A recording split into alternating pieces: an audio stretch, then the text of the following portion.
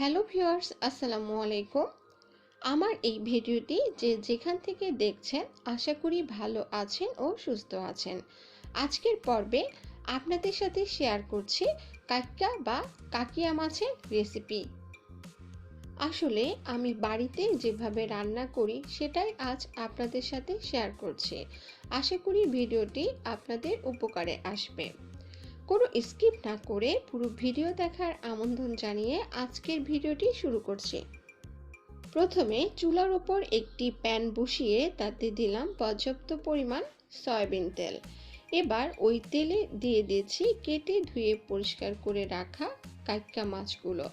আর এই মাছগুলো ভাজার আগে কিছুটা লবণ মাখিয়ে রেখেছিলাম। এক পাশ ভাজা হলে অপর পাশ উল্টিয়ে দিলাম।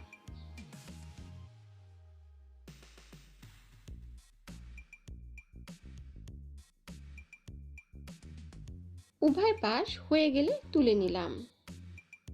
এভাবে বাকি মাছগুলোকেও আমি ভেজে নিলাম। এবার ওই মাছ ভাজার হাঁড়িতে আরো কিছুটা সয়াবিন তেল অ্যাড করে দিলাম। এবার ওই তেলে দিয়ে দিচ্ছি 1/3 কাপ পেঁয়াজ কুচি ও রসুন কুচি। এখানে 5 কোয়া রসুন নেওয়া হয়েছে। এবার পেঁয়াজ কুচি ও রসুন কুচি ভেজে নিব।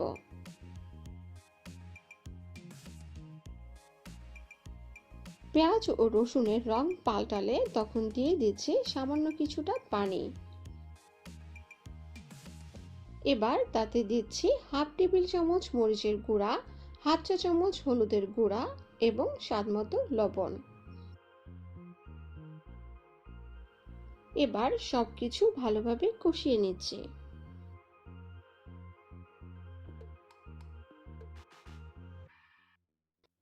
এই পর্যায়ে দিয়ে দিচ্ছি একটি টমেটো আমি ফালি ফালি করে কেটে নিয়েছি। কাঁচামরিচ নিয়েছি 5-6টি। এবার সবকিছু মিশিয়ে নিচ্ছি। কিছুক্ষণ জাল দিয়ে দিয়ে দিচ্ছি 1 কাপ পানি।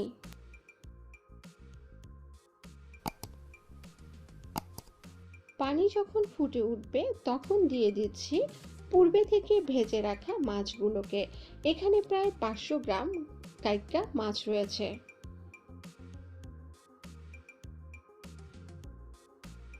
এবার দিয়ে দিচ্ছি ঢাকনা। 7 থেকে 8 মিনিট পর ফিরে এসেছি। এখন দিচ্ছি পরিমাণ মতো ধনিয়া পাতা কুচি। এখন আর বেশিক্ষণ জাল দেবার প্রয়োজন নাই। 2 থেকে 3 মিনিট জাল দিয়েই চুলা অফ করে দিব। আপনারা আপনাদের পছন্দ মতো ঝোল রেখে চুলা অফ করে দিবেন। আমার চ্যানেলে আরও কিছু মাছের রেসিপি আছে যার লিংক আমি ডেসক্রিপশন বক্সে দিয়ে দিব। আপনার প্রয়োজন হলে দেখে নিতে পারেন।